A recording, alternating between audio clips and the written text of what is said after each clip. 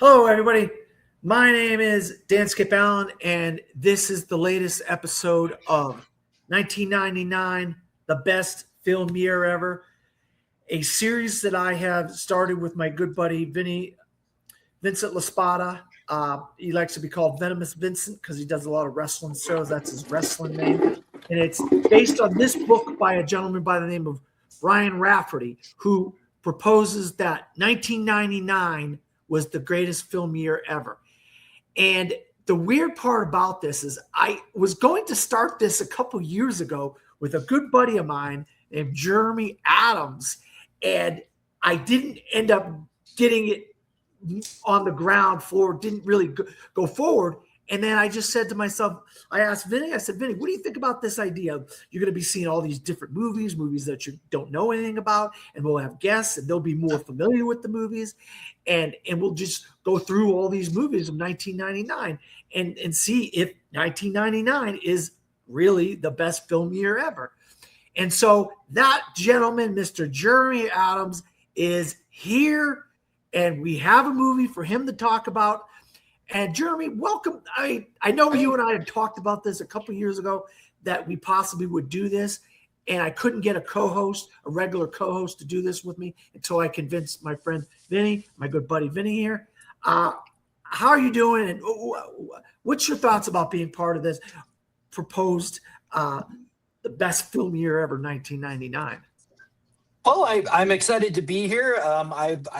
We did some series together in the past, like the sports films and stuff, and that was always fun. And then you were doing like the greatest movies and stuff. So, but yeah, to narrow the focus like this is really interesting because you really get into some deeper cuts along with some of these really famous movies, and that it's just such a fascinating time period, especially for American cinema, but also for world cinema as we're going to be exploring today. And I'm excited to be here. And I'm one of the guys, probably unlike a lot of people you can bring on. I'm one of the guys old enough to have been seeing a lot of these in the theater at that time, so I have a lot of memories, really fond memories of a lot of those movies in that particular year, getting to actually see them and stuff. So yeah, it's exciting.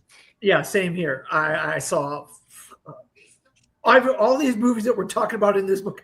I've basically seen them all. There's very few that we're going to be talking about that I haven't seen. So it's going to be interesting. Vinny, on the other hand, my co-host Vinny, hasn't seen a lot of these movies. And this is the first time watch for you, Vinny. What did you think about finally watching a movie?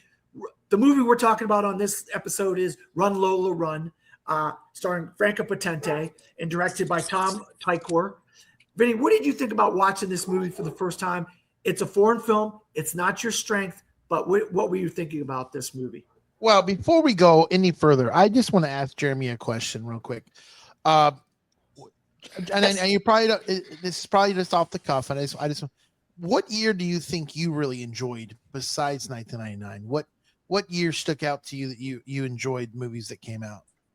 Well, the first year I remember going to see movies in the theater and that I actually have memories of them is 1984, which is, I just think also just happens to be one of the great movie years. So if I wasn't talking about 99, I'd probably want to talk about 84. And I saw Ghostbusters. I saw Gremlins. I have lots of memories of stuff from that year. So that's a big one. See, and I think 85 was a good year for movies. Oh, yeah. I always say, and I still say it to this day, I think the 80s were the best times for movies. I think movies today are just they're not thought about anymore. They're not planned. Yeah. They don't shoot on location no more. Everything's CGI or AI or and to me, I think it's special when you get to shoot somewhere on location. And then later on down the line, if it's still around, you can go to that location and see it live and in person. I've done that a lot of times. I know around here in Volusia County, there's a lot of locations for the Waterboy. And and then My Girl was shot in Sanford. So those are two iconic films that I like to go and still see where they were shot. But for me, yes, Run Lola Run was definitely not my cup of tea. Let me first off by saying there's two things in a movie that I hate, and it's repeat, and I don't like reading the screen. If I'm going to read the screen, I'm going to read a book. Okay, that's how I feel about that. But I gotta say though, there was some great cinematography in this film. I did like the references with the video games and her going down the stairs, and it just looked like a rom-com game where it was popping out at you. I don't want to give too much away because we have a whole show to do. Yeah, we're going to get into it. Jeremy, before we get into the plot and the story and all that, what memories do you have of watching Run Lola Run? And did you rewatch it for this? I didn't rewatch it right now. I have seen it within the last year or so it's still pretty fresh for me. But yeah, this wasn't unfortunately one of the ones I went to see in the theater at the time, but I caught it on home video. I feel like I caught it in the early DVD days when it came out. But yeah, it made a big impression on me. It was big, like it was one of the foreign films at the time that really broke through. And then of course, Franca Potente ended up getting cast in the Born Identity soon after and stuff. And yeah, it definitely had a cultural impact at the time. And I just loved it. I watched it several times, on home video at the time because, well, we'll talk about it more as we go, but it is really interesting storytelling. And I think it kind of ties into some other things that were going on in other films and narrative storytelling at the time that we can kind of talk about later that just really caught my interest as a 20-year-old or whatever when it was at the time there. And I will say, I did see this in the theater at the time. I heard about the movie and I was like, okay, I got to see this movie. People were talking about this movie called Run Lola Run. So I was like, I got to see this movie. And as the years have gone on, I haven't seen it a lot. But when I was going to do this series based on this book, I said, I got to do Run Lola Run. And I put it out there and I got Jeremy, you bit the hook as far as that goes. And I was glad because I've been wanting to I want to do this. I want to do episodes with you, more episodes where we have more time to talk about movies and stuff like this. And yeah, I was just blown away. I hadn't seen anything like this before. You know what I mean? At the time in 99. And I think it's one of those foreign films of the time where you think, oh, there's not a lot of foreign films that you can think of, but there are a lot of great foreign films. It just, they're not like hundreds and hundreds and hundreds like we see in America, where we see a couple, 300, 400, 500 movies a year. I do, at least. There's only a few foreign films every year that really make a difference. And for a movie like Run Lola Run, starring Franca Potente and directed by Tom Twyker, it still stands the test of time as something innovative and interesting.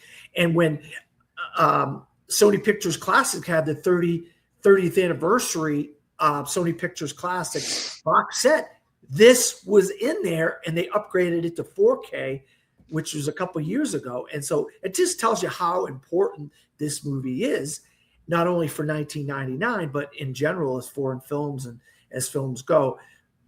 So that was one of the things that that made a big difference for me too, is obviously Sony Pictures Classics really knew that they had something. They put it in that 30 film collection a couple of years ago. That's a nice collection with a lot of great films. So let's get into the story here. So we got a guy by the name of Manny, and he's played by Maurice Billy True, whatever, if that's the best I can do. If I'm butchering his name, I apologize. He has to go get 100 Deutschmarks, and he needs to give it to a drug dealer. But he ends up going on a train, and he leaves the Deutschmarks in a bag, and a bum picks up the bag on the train, getting this whole thing started. And he ends up calling his girlfriend, which is Lola, and tells her what happened. And then he says, I'm going to go rob a store to get the money back. And so then Lola was like, well, I can't have him robbing a store, possibly getting killed. We don't know. So she then tries to help her boyfriend because she loves him. What do you think about what a great introduction to the story and the start of this story, Jerry? It's just like, wow, what a interesting. And then it just goes from there. Yeah, I mean it's I think part of the reason it's a foreign film that really broke through is because it's such propulsive storytelling. It just launches you right into the middle of things. And then this is and it at this point in the story, you think it's just going to be, a interesting crime movie, a race against time sort of thing. You don't know the twist that it's actually going to take later when it really gets interesting, but even just throwing you in the way that it does, it's definitely like it's got kind of the youthful energy mixed with like obviously sort of the Quentin Tarantino vibes that we had in the 90s there, but being in Germany and then just how cool Lola is as a character and how unique, and her look at the time was really unusual and caught a lot of people's attention. It has its own vibe in sort of the crime movie area to kind of grab you right away. Yeah. Benny, what did you think about how the movie started? Were you prepared for this to be the beginning of the movie and then it just jumps in with Lola doing her thing? I like when movies start off like this. It keeps the person engaged. You start the movie off slow. For me, you have a good 15, 20 minutes before I'm going to shut it off. So you better get my attention span between 15, 20 minutes or you're going bye-bye off my screen. So I did enjoy the fact that it started off quick. The pace of the movie wasn't bad either. I mean, the pace, there really wasn't any dead. The only dead spot really were like the couple times where she was talking to her dad, or she was talking to Manny, or like that. But most of the time it was very intense. A lot of action. So yeah, I think the beginning of the film was great. All right, and so one of the technical aspects of the film is there is segments of animation, and so when Lola jumps in and says, "I'm going to just try to help Manny by taking action myself," she runs out of her apartment, and then there's an entire animated sequence where she's running down the steps, jumps over a guy in the stairwell, runs out of the building. Then it cuts back to live action, and she's running down the street, and you hear this techno music, and you're like, wow, this is cool. I never seen anything like this before. What? You go from animation to her running down the street, and it is dun dun dun dun dun dun. I can't really do the music justice, but I just love that techno music throughout the film. Jeremy, what do you think about the techno aspect, the animation, how it just cuts from live action to animation, then back to live action? Yeah, I remember that being really, really surprising at the time and just really cool. I do think it was kind of in the advertising that there was going to be some animated elements to the movie. Yeah, it was just really cool. I think a lot of movies had like animated title sequences, like we were kind of used to that at the time, but having it interspersed and kind of like marking these transitions from one part of the movie to another was really unique. And it's kind of cool how I said, like, obviously Tarantino was kind of an inspiration for this sort of crime movie, but I think he loved this movie, and I think it kind of inspired him too because he ended up having animated sequences in Kill Bill. So it's kind of like one thing inspires another thing, which inspires the other thing, which is pretty cool. And yeah, the score is the techno music in this is iconic. Like that's one of the things that has really made it that you really remember when you think of this movie. And I just can't imagine the movie without it because it's got to have that propulsive energy and also that kind of that European vibe, and the music just captures all of that. Yeah. Vinny, what do you think about all that stuff? The animation, live action, then to the animation, and then booking it down the street with the techno music. How do you feel about all that? Well, it's like playing an old video game. I mean, when I mean, I'm sure more so you guys than me, but when you guys were younger and I was younger, we went to the arcade, we played video games. So this is just a trick off the old block where they take some scenes and some ideas from an old video game arcade with techno and things like that. I think I think picking a song or a score to a movie is very important. I feel like today it's more of artists that are up and coming artists, or artists that have been established to get into movies. I know Danny Elfman. He's done a lot of the scores of Nightmare on Elm Street, and I mean he's done a lot. Beetlejuice. You don't see a lot of that anymore. You don't see a lot of non voiced or singing tracks anymore. It has lyrics. It has this, and I wish they would bring that back, because like when you watch Batman for the first time and you hear that Batman music, like it's something special. So when you watch Run Lola Run, it's kind of like watching. Wasn't The Matrix kind of like that, or didn't The Matrix have something like this, like a soundtrack? Yeah, it's definitely similar score to The Matrix, and a little bit Mortal Kombat too. It's definitely in all of that. Very memorable. Mortal Kombat's very memorable. Yeah. Get over here, and then that score really is. All right, so look, I played a lot of sports in my day. Okay, I played a lot of basketball. I was a really good basketball player. You didn't play any basketball. You ain't good at basketball. I play a lot of basketball. My brother was a football player and a baseball player. I ran a lot. I used to run like 3 mile. They call it fun runs and things like that. I literally got tired watching this girl run over and just keep running and running and running and running. I said, how the heck did this girl do all of this running in this movie? I mean, I would be exhausted if I was her. Just imagine how many takes they had. They had to do a lot of takes too.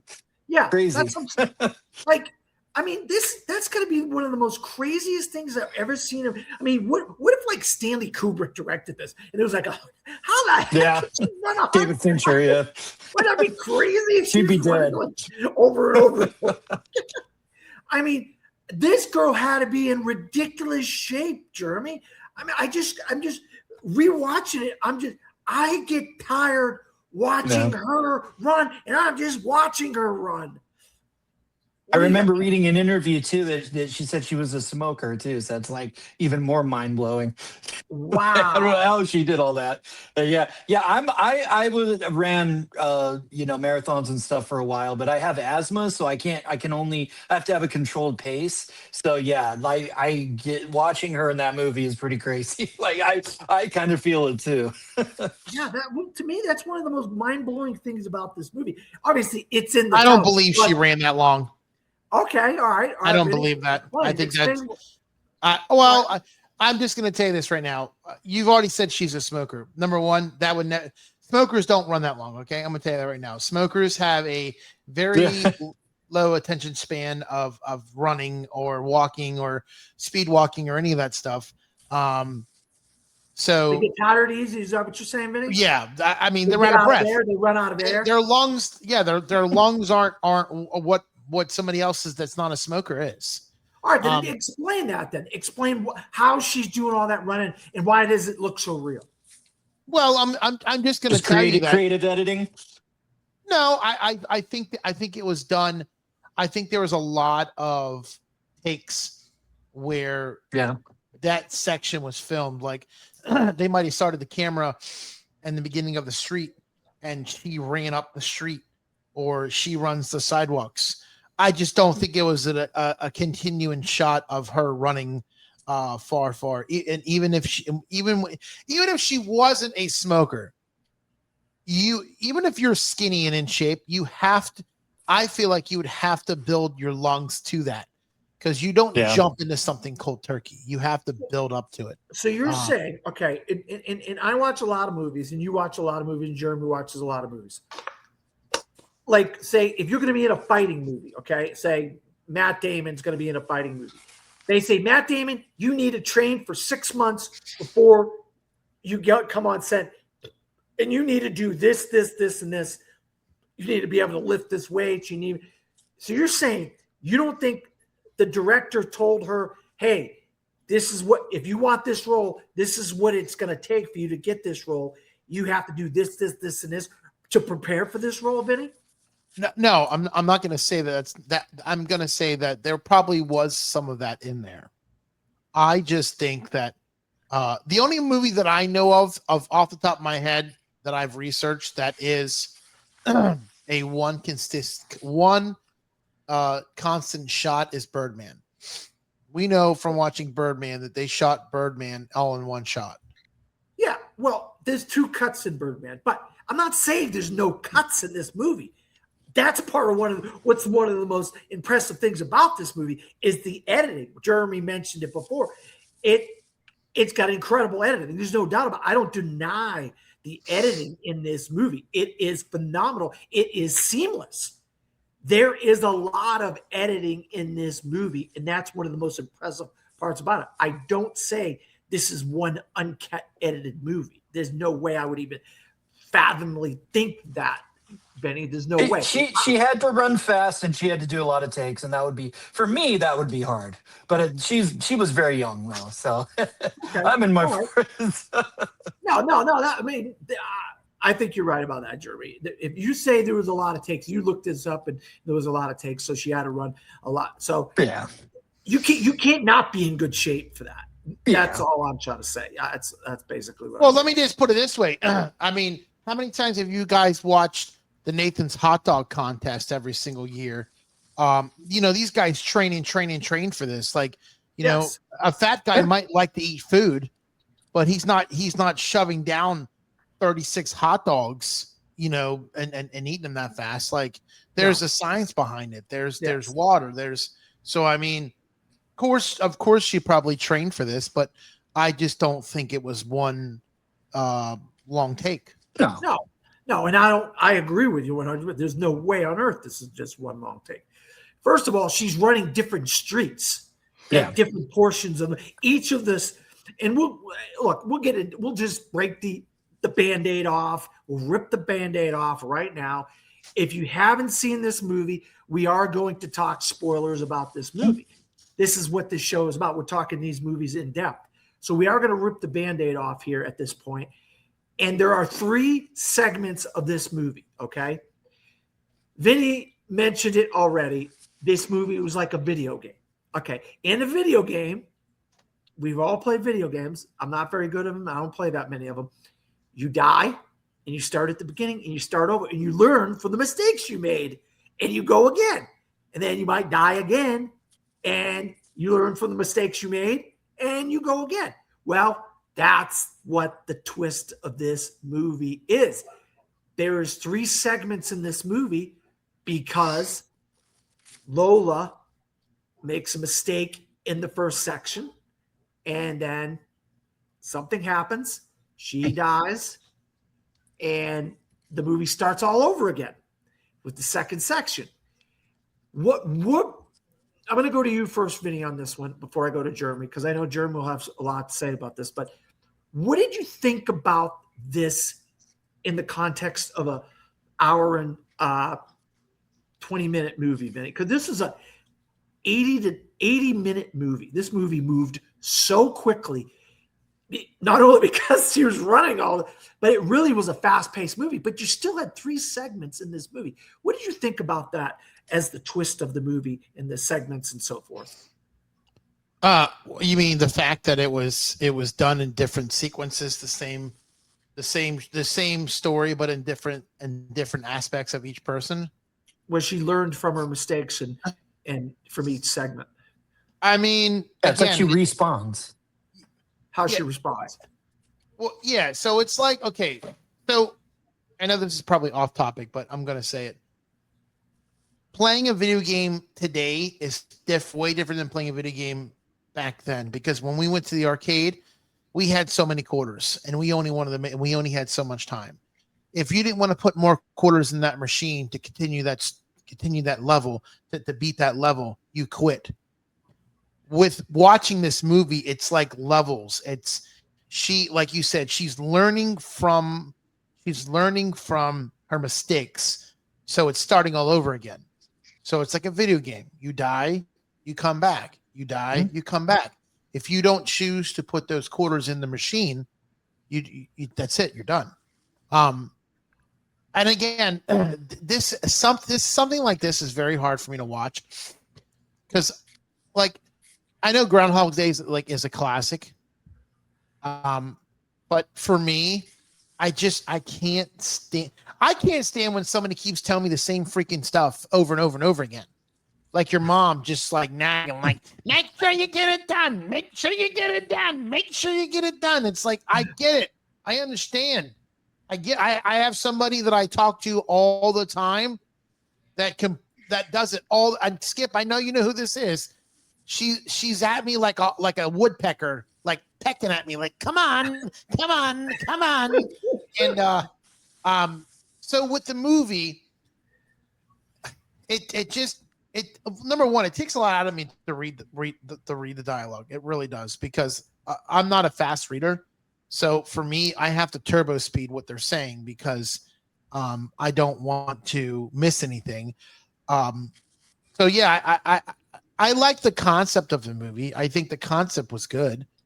But again, I am not open-minded like you are. Like, see here. So Jeremy, the thing about Skip that I've realized, and I don't know how you are, but what I've realized about Skip is Skip likes monumental pieces, period pieces that make sense.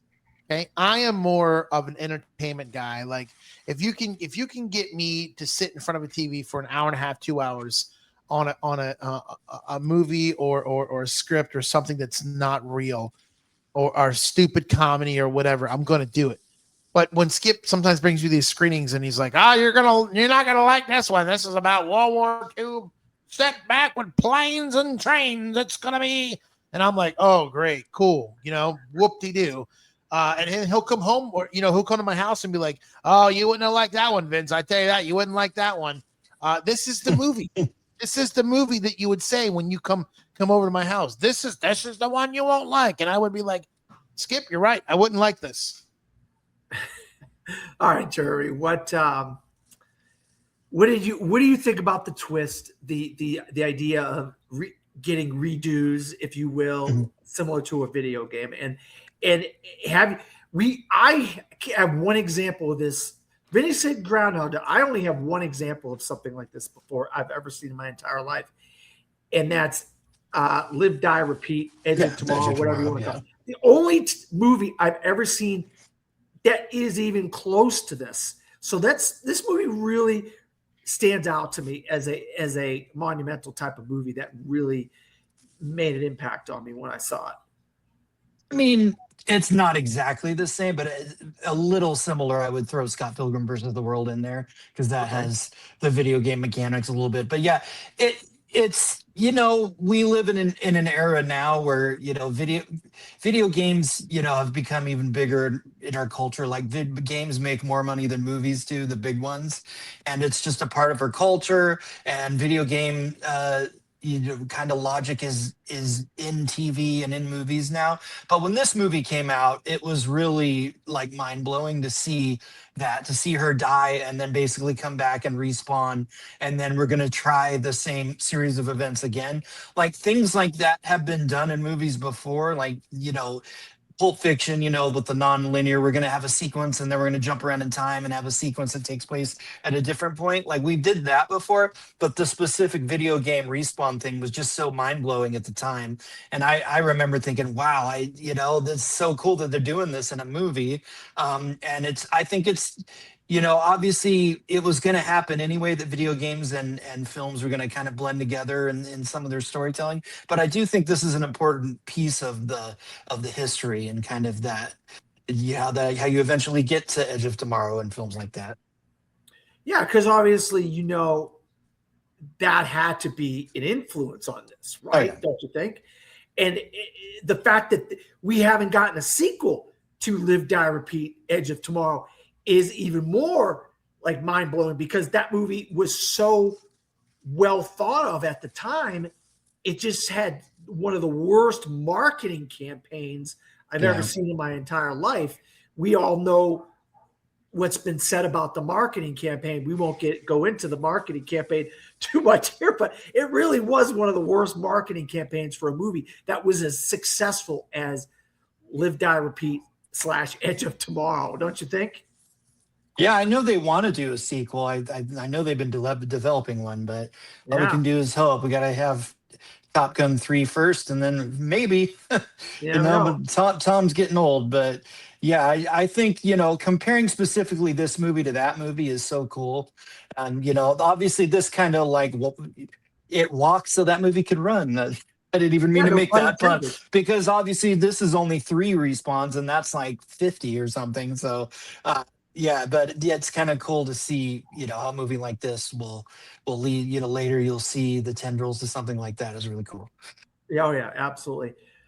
All right, so one of the things with any movie, I always look at the supporting cast is like a addition to the star of the movie. I'm not going to get into Franca Potente just yet. I want to talk about the supporting cast and how they all have their parts in this movie, and they make this movie make sense, and they make this movie interesting. Like, for instance, like the lady on the street, or the bum, or her father, who a good portion of it, she runs to the bank to try to get her father's help. And then there was a security guard at the door. Um, and then there's obviously the gangsters in the car. Talk about, Jeremy, talk about the supporting cast and how important they are, and the timing of them Yeah. being where they are, where they're supposed to be at the specific moments, and so forth, and how, where we already talked about the editing and how important all that plays together. Yeah, that I think the cast is great, and they had a specific challenge, because this isn't a traditional, we're going to have scenes with characters just hanging out and talking and whatever. Like, she's running, and it's high propulsive, and she's going from one place to the other the whole time. So the actors, obviously there had to be a lot of, it's almost like a ballet, like a dance, where they have to say their lines at certain times and be in the right places. And it's like Vinny said, it's not a one take movie or anything, but I'm sure there was a lot of, even with all the edits and everything, just all of the actors really had to be on their game. And I don't think you ever for a second think, any of them aren't convincing in their characters. Like, they just seem like the people she's coming across on the street and the people in her life. And I particularly do like the gangster characters. Like, obviously it's different than like the Italian gangsters we're used to in American movies and stuff, but it's, obviously all these other countries have their own organized crime and local hoods and all that kind of stuff. So I think they're really authentic and convincing ones in this movie, and they've got to be threatening for the whole movie to work. Like, you got to really feel like he's in danger, that she would be dread. Like, obviously she's heard and seen some shit, or she wouldn't be doing all this. So I just think it's all really convincing. It's a great cast. Yeah, I want to talk about some of the supporting cast, but I want to give you a chance first, Vinny. Who of the supporting cast stood out to you, and what do you think about these people? Did you just give them a second thought? You said, "Oh, these people are just here to fill out the movie," or did you realize how important each and every one of these people in this movie were going to be?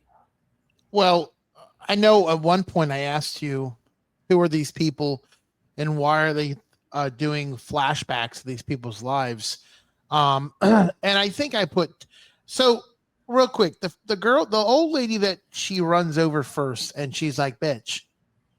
Then they showed like her as a nanny. Was that her nanny growing up or something? Like, was that her as a baby that she was holding and all that? Like, was that the reason why they showed her? Because that's the only thing that I can think of. Because they showed her as some kind of nanny, and I thought maybe that was her as a baby, and like somehow, some way, she was part of her life. She just doesn't remember her. Wow, those flash forwards, Vinny, or flashbacks, those were very informative, and they really gave you a lot of information. That's the first time I thought about that old lady possibly being like a nanny to her. And so that's the connection that they have. Jeremy, did you notice that when you were watching it back the last time you watched it, or did that not resonate with you? I didn't put that together, but that certainly makes sense. I just kind of thought we were getting a little bit of backstory on who those people were, like what her life was before she was on the street or whatever. But I think it's really makes sense. I certainly would, buy that. Yeah. When you go ahead, Ben. No, there was a lot of characters. There was then the one girl that I saw, they showed her in a car accident dead, and I'm thinking to myself, why? Like, are you showing this to me because it's some way somehow does these people connect to her? Like, I was confused at some point because there were so many people, and then when they got to the dad. Oh, that's what I was going to bring up. But go ahead. So when they got to the dad, my question is, was that her biological dad or was that just her dad that was adopted? Because he didn't seem like he was the real dad because he seemed very douchey and he seemed like he didn't really care. No, that was her actual dad. Her mother Yeah. had passed away, and that was her dad. She was left with her father. He's a prick. And he, man, that secretary or that coworker of his was like trying to propose to him and wanted to have a life and didn't know he had an adult daughter and all this guy. The father really, I was like, man, what a jerk. And if I'm her, she's going to him and trying to get him to help her. And he was like, no, I don't have time for you. He's trying to make a deal. And then he's got the girl in the bank trying to propose to him. And she wants to have a baby and a family with him. And it's just like, wow. Well, how many times have we seen this, bro? Like, honestly, let's sit here and talk about it. How many movies have we watched where the secretary is like the love interest, or like I just watched one the other day with Jennifer Lopez on Netflix, the new Jennifer Lopez movie. Okay. It's like it's kind of like Hollywood just forgets what they do, and they say, "Hey, I got a great idea, guys. Just listen to me. Let's go to the drawing board on this one. The secretary is the love interest. Oh, no, you really think? I've never seen that one before." Well, we all got that from The Apartment back in the day. I mean, Jeremy knows The Apartment pretty well.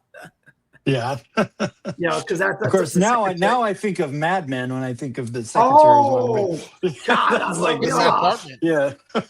Oh, it's a classic. It is an absolute classic. Jack Lemmon movie, Vinny, that came out, what, 60 1960. 1960. 60. Oh, it's a phenomenal movie, Vinny. But he's right. Mad Men. Oh, the lives of the secretaries in the office of the trying to marry the rich guys. Oh God, I love Mad Men. Oh, what a great show. We just don't have them shows anymore. Mad Men and Breaking Bad and The Sopranos. The new John Hamm one's pretty good.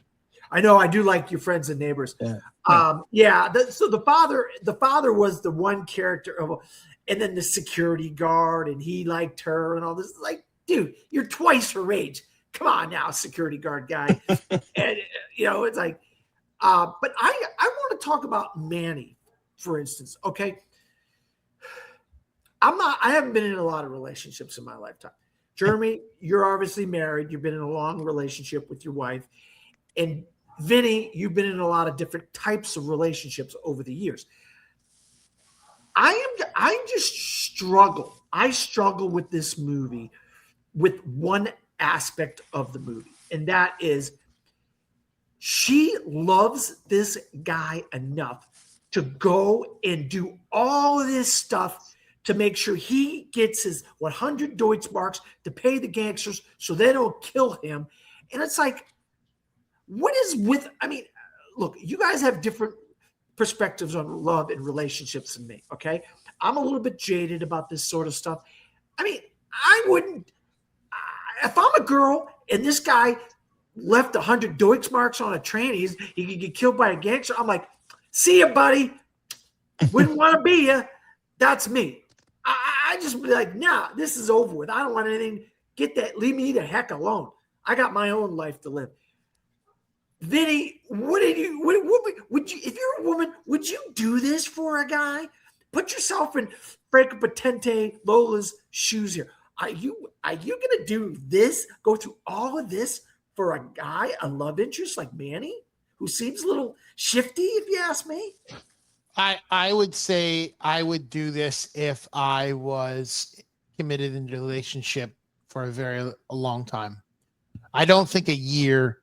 I don't think a year is enough to save somebody's life that you really Mhm. love. I mean, I'm going to tell you what I have. I not $100,000. Not $100,000. I No, mean, I'm 100,000 not. Deutschmarks. That's different. That's not $100,000. It's a How hundred much is thousand that? Deutschmarks. I don't know what 100,000 Deutschmarks is. I honestly don't know what 100,000 Deutschmarks is. It's German money.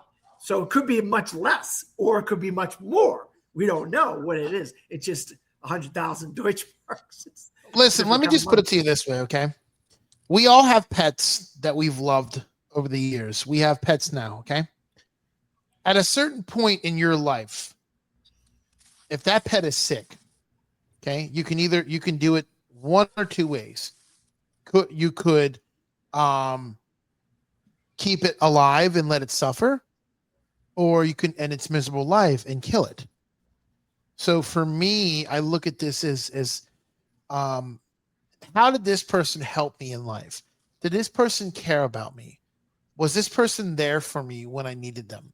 These are the things that I think about when I'm going to save somebody's life with this kind of money. If you're a complete jerk to me, didn't give a shit, cheating on me, never making dinner when I come home, things like that. I've had a girlfriend like that. Trust me, I've had one. I've had one several times, and I tell you what, I told she made me a dinner so bad one night, I threw it out and I went and got McDonald's. Um, so I mean, it's I just yeah it's happened before, yes. Um, so I look at the you have to take things in consideration and wonder you might like and the father the father was great because the father was like, what, you want me to give you how much? I didn't even know you had a boyfriend. So of course he's not going to help. Like, he doesn't even know the guy. He's not going to save the guy's life. And how do I know this guy really has money? Like, how do we know that? I mean, he could be just some other guy working in a building that he's in charge of things. We don't know he has money. He could have been just some schmuck that she was dating. She couldn't. He may have been a bad guy for all the father knew. Jeremy, what were your perspective on this? Because I know you probably have a lot of perspective on this. Well, You have first a off, wonderful wife, a wonderful I wife. looked it up today. 100,000 Deutschmarks would be $60,000 in US dollars.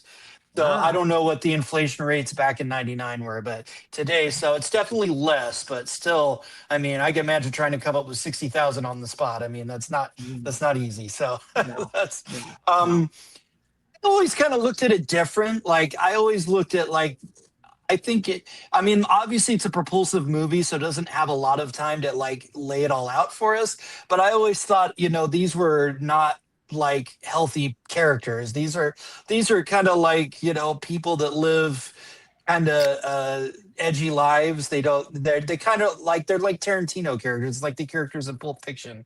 Like these aren't people that live healthy lives. So I don't think that the relationship between Lola and this guy is like a healthy relationship. I think they're young.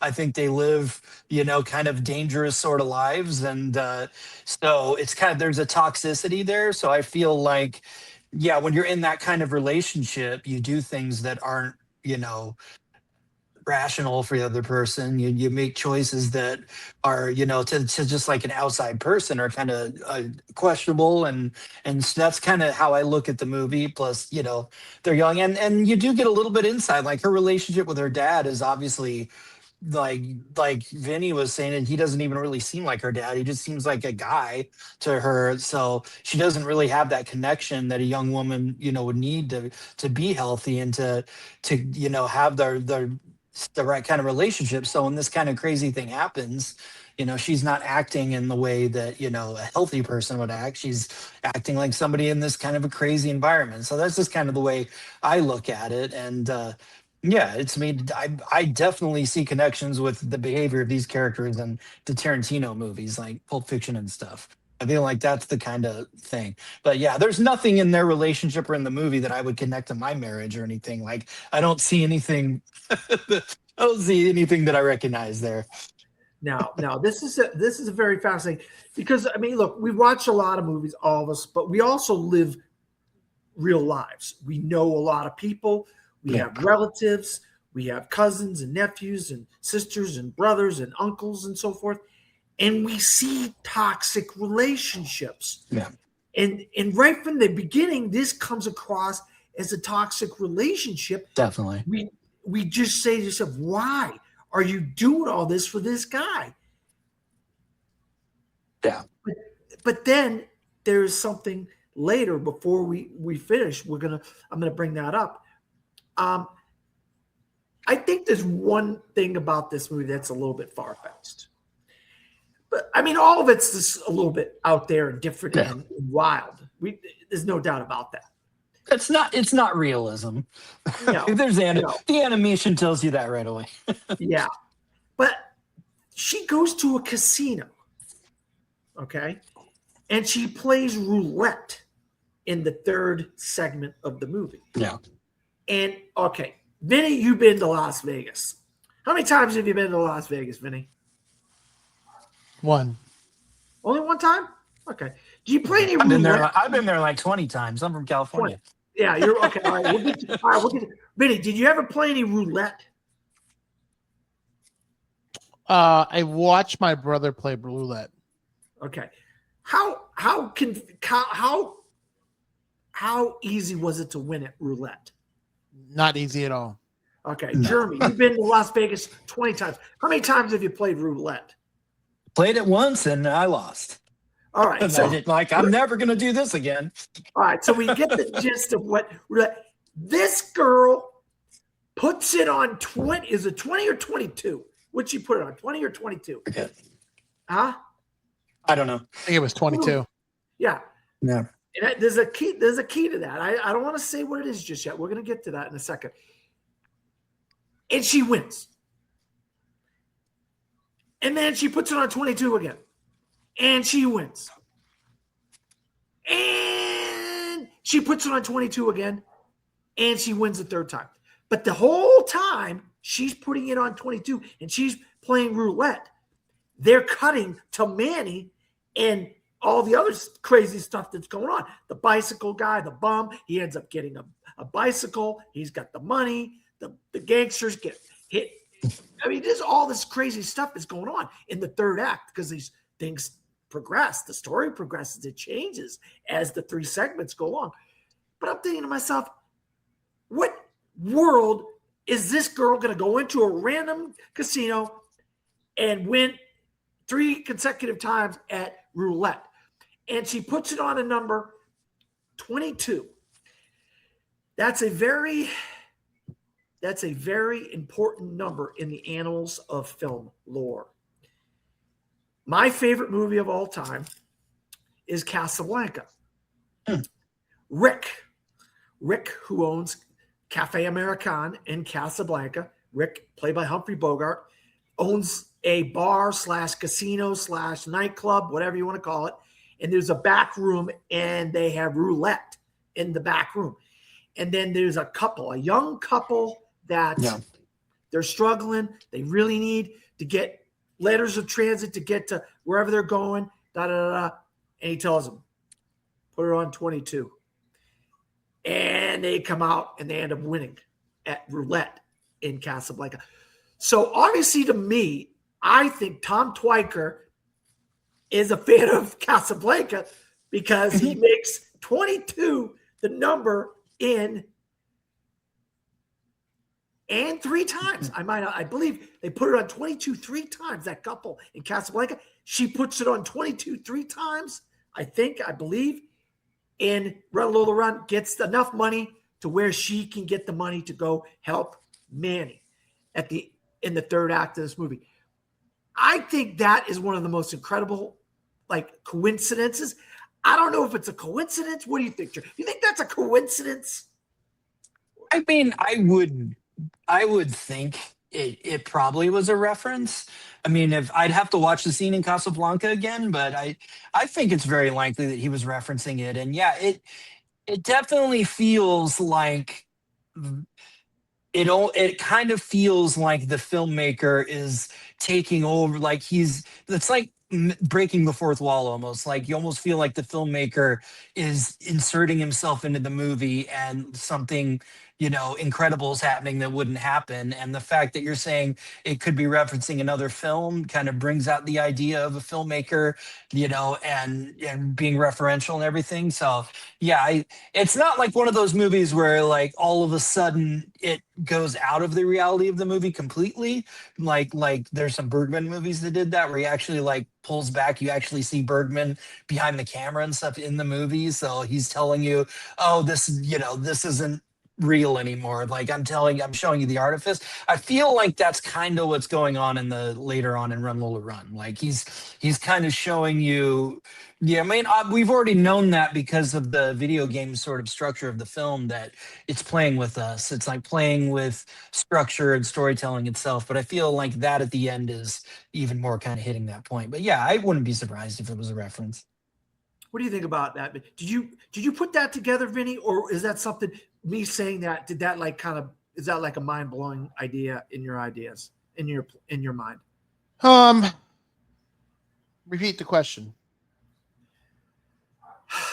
Is it something you thought of when she was playing roulette, the number 22? Did it come up to you that was an important thing that could have been a reference to a previous movie like Casablanca? For me, No, I look at things like that as, could there be a reference in the movie that the 22 means something to her? Is it a date on a birth date? Is it her favorite number? Is it something that she, does she have a payment that's 22? Like that's how I look at things. I don't necessarily. maybe it was her age. Do you think? Would you could have been believe her it's age. her age? 22. Could have been 22. Yeah. But Okay. see, here's the thing: there are a lot of movies that have Easter eggs in them. Like when you watch the older films, they like when you watch, like, I don't know if you've ever seen this, but like when you watch Back to Future 2, and he's looking in the store for a souvenir to bring back, and he pulls out the sports almanac. If you watch before he goes in the store, there's several references to Steven Spielberg movies. There's and to Robert Zemeckis. There's Who Framed Roger Rabbit doll. There's a Jaws poster there. There's so many. So I look at things like this. I could look at the way you see it. Does it reference something else that was part of another film, or could I reference it as, if you're paying? There are people that watch movies to watch them, and there are people to watch movies to actually see if there's a clue or something that adds up to what they're doing. I'm not that guy. I am not that guy that would sit there and go, oh, 22? Oh, boy, that was the number that she had tattooed on her foot. It's not me. That's you. It's not me. It's definitely not me. All right. Right. Dan, I wanted to tell you, I did a little quick research, and apparently the 22 thing is an intentional reference to Casablanca, and the film also references Vertigo. There's a painting on the back wall of the casino that looks like the Carlotta painting in Vertigo. And then also the 2001, some of the match cuts are kind of referential to that. So obviously this guy is a young filmmaker who loves classic cinema, loves American films. And yeah, I think there's definitely, and he's playing around with storytelling itself. So I do think those references, I just had to look that up for you. Wow, that's great. That just makes my day, does it? You know what, Jeremy? That just made my day. Yeah. All right. So before we close out, we got just one more thing I want to talk. Vinny, look, we see. I mentioned we all see a lot of movies. Do you believe in happy endings in movies, like that the main characters deserve a happy ending, or is that too unrealistic in the context of reality that we shouldn't have happy endings in movies? Well, I mean, put it this way: when you watch your favorite TV show growing up as a kid, did you always want the good guys to win? Mm-hmm. Okay. I was the opposite. I wanted the bad guys to win. I was the bad guy. I was like, damn it, son of a bitch. How did Batman beat the Joker again? This sucks. But you know, you not everything's a happy ending in your life. And I like it when they don't have a happy ending, and I'll tell you why. Because if they know it's going to be a sequel, you don't want to spoil the trilogy or the second movie with, you know, something that happens. Because I mean, like, you know, we saw this a lot growing up, you know, in shows where they would be like they'll leave you on a cliffhanger, like you're like, oh god, I gotta wait till next week to find out what happened. Come on. So you know, when you watch these movies, yeah, of course it could be a good ending, but I mean, look at The Sopranos. Look what happened to The Sopranos. At the end of The Sopranos, they're all inside the diner and they're all happy go lucky. And what happened? Our now our minds are.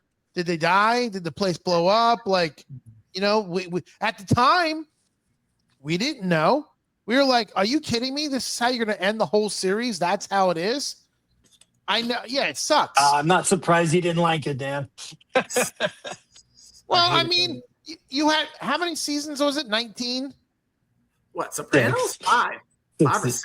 6, yeah. Yes. Yeah, it was more than 6. It was like 8 or 9. It wasn't, No, it not was long 6. at all, man. It wasn't many Yeah, seasons. it was 60. I remember I watched it at the time. Yeah, but and was- I even hold on a watched it, minute. like got the DVDs.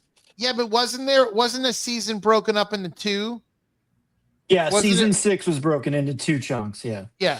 So okay, so 5. So okay, let's just say a good 5 seasons, and then the 6th season, everything starts going and winding down, and slowly but surely, people get killed off. You find out what's happened, you know, for 5 seasons with this person. And it didn't. I mean, you think it ends in a happy, you know, relationship with the family, but you don't know. You have no idea. Yeah. Jeremy, what do you think about happy endings? Do you believe in happy endings?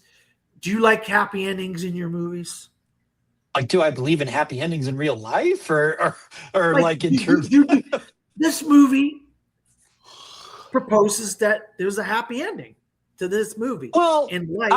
I just feel the like movies. movies. For me, in terms of watching movies and reading books and everything, I don't care if an ending's happy or not. I or sad. What I care about is if the ending's satisfying and if it's what your story has built to. So yeah, I mean, it can be the happiest ending in the world, and I'll be totally satisfied with it if that's what the movie was building to. You know, and you know me, I love Disney movies and stuff. So it's like I don't expect the characters to all get gunned down at the end of a Disney movie. I mean, that would be kind of crazy. Vinny would probably like that. I have a feeling like he probably like that movie. Princesses. But Yeah. Rapunzel just gets strangled to death on her own hair. That would be an interesting. Oh, yeah. But Don't give anybody any ideas, I just like it if that's the story you're telling.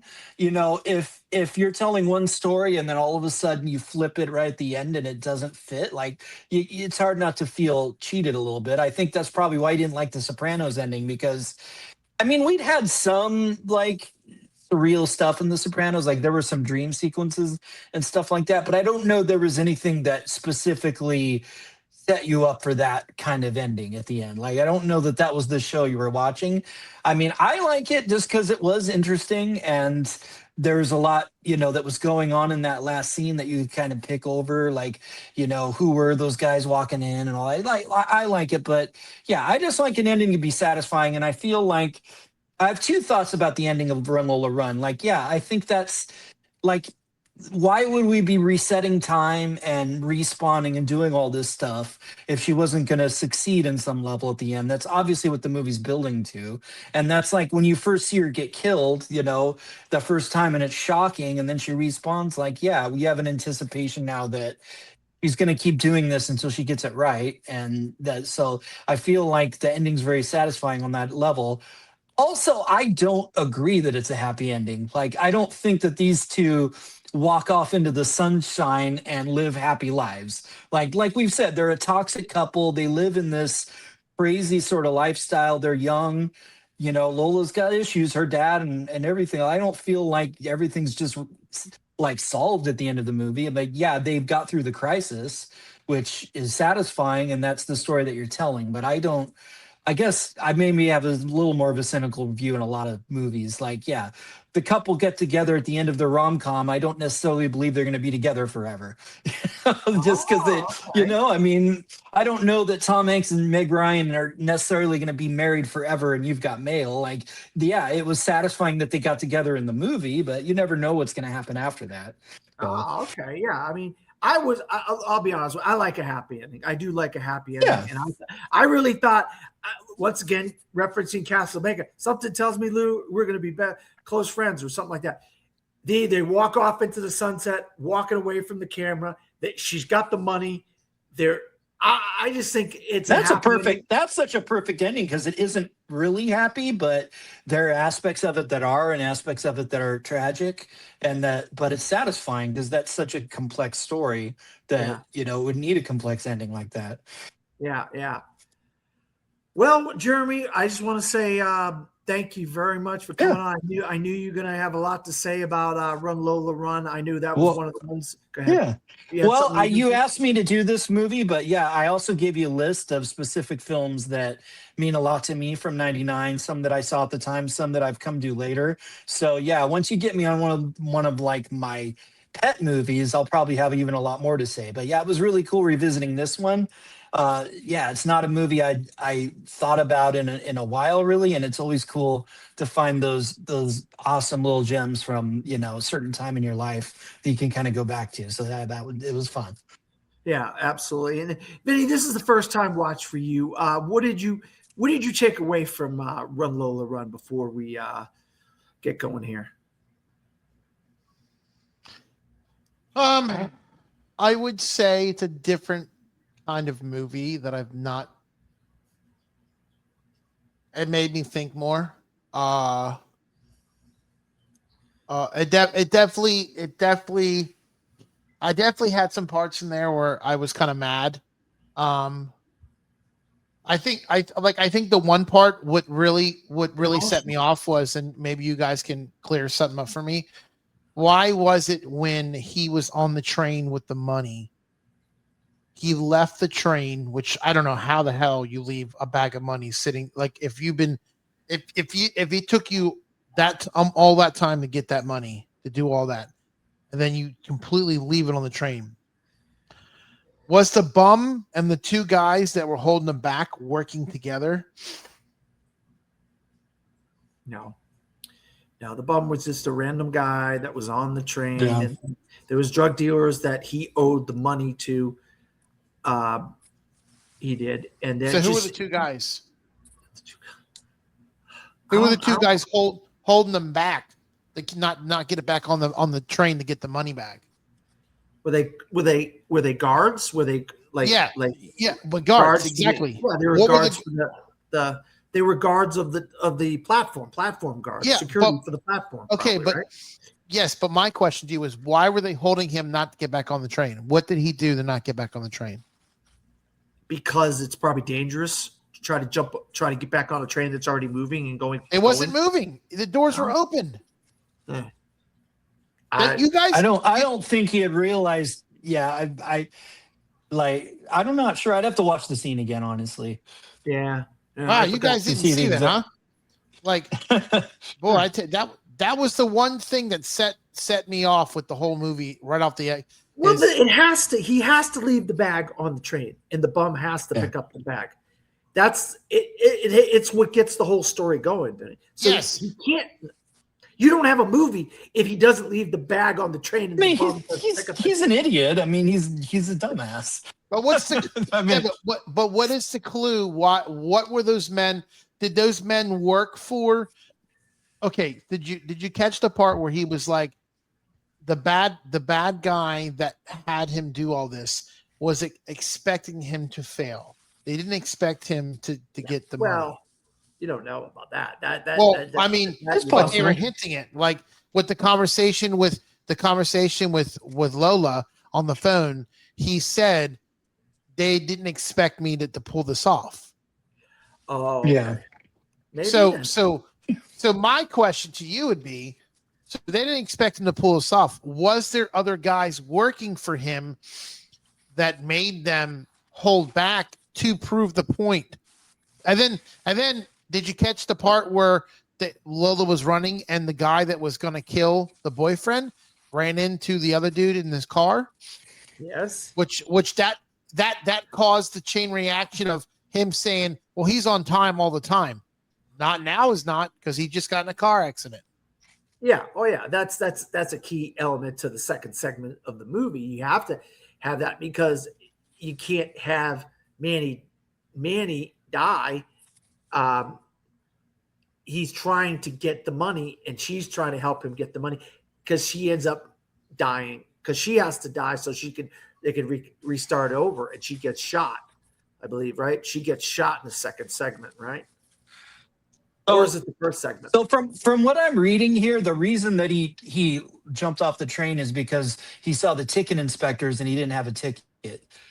So for the train, so that's why those guys were the ticket inspectors. And trust me, I ride a lot of trains, and they do come around checking your tickets. Yeah, I can corroborate that. but yeah, in terms of the whole mechanics of the gangsters wanting him to fail, I'd probably have to watch it again a little more closely to see the little hints there. But I mean, I think everybody kind of understands he's a bit of a screw up. So they probably thought this guy's going to screw up and we'll get to take. I mean, that just makes sense to me on a character level. Yeah. No, I agree. I actually agree with Jeremy here. I do. All right. Well, this has been 1999, the best film year ever. Run, Lola, Run. It's up to you out there. If you want to comment on this video, if you want to tell us anything about the movie that resonate with you out there, people that if you watch this, this is another movie that's completely different than what we've already talked about so far in the previous episodes. We got so many more episodes of so many different kinds of movies and so forth. But Vinny, where can you be found? You can always find me on UPR Network every week. I do a show called SmackDown Showdown, Saturdays at 7 p.m. You can find me there. And then you can also find me on UPR Entertainment. We're actually starting next week. We're going to be starting our 3-part series on baseball movies. We're going to be doing Angels in the Outfield. We're going to be doing Major League, and we're going to be doing League of Their Own. We're going to be reviewing all 3 of those. It's going to be 3 weeks, and then we'll pick another 3 movies. So you can find me on there. Go to UPR on StreamYard, on Instagram, Facebook, YouTube, Twitch, and X. And Jeremy, once again, thank you so much. I know we touched on possibly doing this a couple of years ago. I'm glad I finally got the ball rolling on this, and that I wanted to make sure I had included you as part of it because I know you're a movie lover, and '99 is a year that you kind of love. So I appreciate you coming on. Where can you be found? Well, I'm not doing too much these days, but I am findable on Jeremy Paul Adams at Facebook and YouTube. And myself, I am Dan Skip Allen. You can find me under X/Twitter, Thread/Instagram, Blue Sky, Facebook, Dan Skip Allen, Your sister's Letterboxd. basement. I got my sister's basement. Letterboxd, or I'm all over YouTube on various channels like the Movie Hero Network or the Dill Pickle channel or Chasing Labels, or under my website, FromTheFourthRow.com, where I'm the owner, editor-in-chief, and head film critic. I just dropped Toy Story 5 review this morning, and I got Supergirl coming. I did Disclosure Day last week. We got Spider-Man Brand New Day. We got TV shows. We got all kinds of stuff. If you want to read reviews of all the TV shows and movies that are out there, you can go to FromTheFourthRow.com. So for Vinny, for Jeremy, good night, everybody.